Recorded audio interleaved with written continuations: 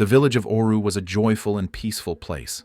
The people there lived simple lives, spending their days farming, trading goods, and sharing stories around the warm glow of the fire. Everyone knew each other, and laughter was a common sound.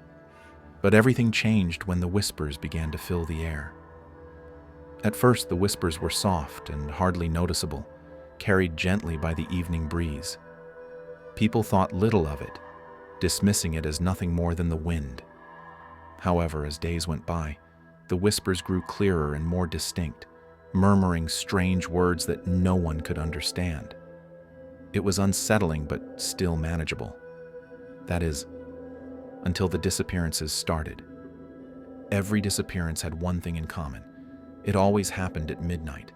A villager would hear the haunting whispers calling to them and feel compelled to step outside to figure out what was happening. But by dawn, they would be gone without a trace. There would be no blood, no signs of a struggle. The only thing left behind was a mysterious single footprint that led into the dark forest, disappearing into the shadows. Fear spread like wildfire among the villagers. They huddled together, afraid to sleep at night. Elder Obi, the wisest man in Oru, gathered everyone for an urgent meeting. "This is not the work of men," he said in a serious tone, his face lined with worry. "It is something far darker than we can understand." As panic consumed the village, the people began to turn on each other. Mama Idara, the old herbalist, became the first suspect. She often spoke in riddles, mixed strange herbs for her potions, and frequently warned people about things unseen. Her eccentric behavior made many uneasy. Ikenna, the quiet hunter, was targeted next. He spent a lot of time in the forest alone, and people started to whisper, "Maybe he knows something we don't know." Neka, the outcast widow, was the one who suffered the most from the accusations. She lived on the outskirts of the village, separated from others, which made her an easy target. "She must be cursed," they said, filled with fear and suspicion. As accusations flew and tensions rose, the ominous whispers grew even louder, and more villagers vanished into thin air. One night, the brave warriors of the village gathered together. They brought their torches, spears, and special charms to protect themselves. They made a promise to each other that they would stay awake and keep watch. No one was going to disappear from their village tonight. The village was very quiet, and an unusual calm filled the air. The bright moon hung in the sky, casting long shadows on the ground. Everything felt strange and still. Then, suddenly they heard whispers. These were soft whispers, almost like a gentle breeze. They floated through the air, curling around like smoke. The warriors listened closely, trying to understand what was happening. The night was filled with tension, and they knew they had to stay alert.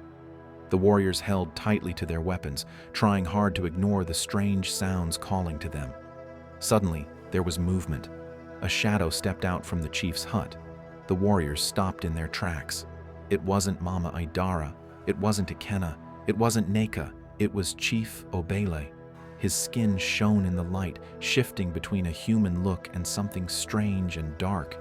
His eyes glowed fiercely, and his lips, they were moving quickly. He was whispering softly. "The whispers, they belong to me," Chief Obele said, his voice a mix of human and something more terrifying. The warriors gasped in shock as they realized the truth. The chief was the one responsible for the missing people. Long ago, he had made a deal with an ancient spirit, a deal that gave him youth, power, and greatness. But this came with a terrible price. He had to satisfy the shadows.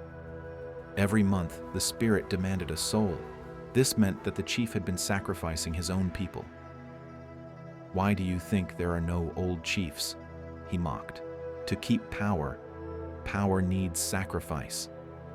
The warriors rushed to attack him, but Obele was no longer just an ordinary man. The shadows twisted around him like living things, blocking spears, swallowing flames, and choking the brave warriors with their darkness. His laughter echoed through the night. "You cannot fight what you cannot see."